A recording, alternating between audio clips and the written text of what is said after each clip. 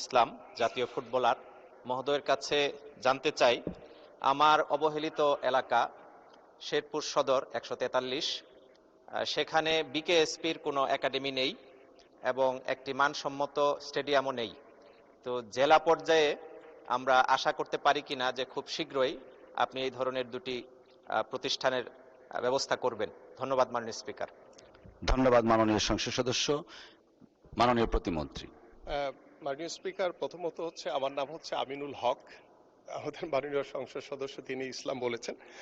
আমি যে বিষয়টি ইতিমধ্যে আপনাদের সামনে উপস্থাপন করতে চাই যে আমাদের নির্বাচনী যে ইশতেহার এবং আমাদের যে পরিকল্পনা রয়েছে, আমরা তৃণমূল পর্যায় থেকে খেলাধুলাকে ছড়িয়ে দেওয়ার জন্য ইতিমধ্যে আমাদের মাননীয় প্রধানমন্ত্রীর নির্দেশনা অনুযায়ী আমরা কিন্তু কাজ শুরু করেছি এবং ইনশাআল্লাহ আগামীকালকে আমাদের যে প্রথম যে নির্বাচনী ইশতেহারে যে খেলাধুলাকে পেশা হিসেবে প্রতিষ্ঠা করার লক্ষ্য নিয়ে আমরা বাংলাদেশের জাতীয় সকল ক্রীড়াবিদদেরকে বেতন কাঠামোর আওতায় এনে তাদেরকে ক্রিয়া ভাতা প্রদান করতে যাচ্ছি। ইনশাআল্লাহ আগামীকালকে এটি শুভ উদ্বোধন হবে এবং ক্রিয়া কার্ড এবং আমাদের জাতীয় বীরদেরকে যারা বাংলাদেশের জন্য সম্মান বয়ে নিয়ে আসবে তাদেরকে আমরা সর্বোচ্চ সম্মান দিতে চাই। সেই লক্ষ্য নিয়ে আগামীকালকে আমাদের সেই জাতীয় ক্রীড়াবিদদেরকে সংবর্ধনা অনুষ্ঠানও সংবর্ধিত করা হবে তাদেরকে।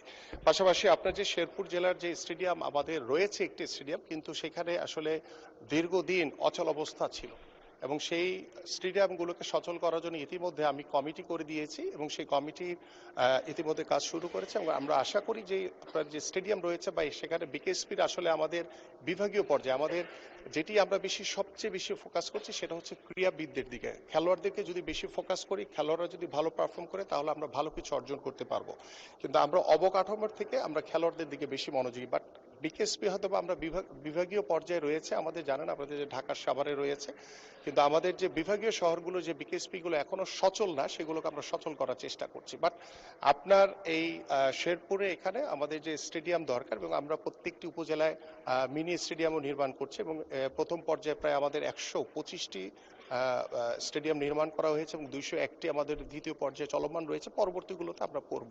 তো আপনার যে শেরপুরে যেটি রয়েছে, আমি আমার যে মন্ত্রণালয়ে যারা দায়িত্বপ্রাপ্ত রয়েছে তাদের সাথে কথা বলে ইনশাআল্লাহ এটি দ্রুতই সমাধান করার চেষ্টা করব ইনশাআল্লাহ। ধন্যবাদ মাননীয় স্পিকার।